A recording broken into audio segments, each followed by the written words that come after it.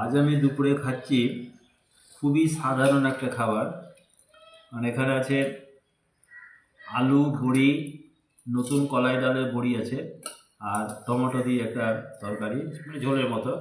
আর এখানে আছে আলু সেদ্ধ।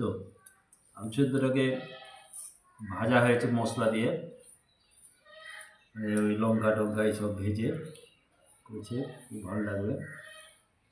আর এটা ঝোল ভাত, খুব গরম, মানে খুব দেরি হয়েছে রান্না করতে।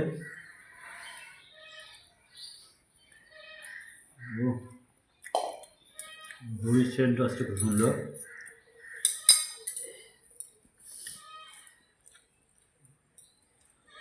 আর সেদ্ধটা বেশ ঝাল ঝাল। অপূর্ব এটা।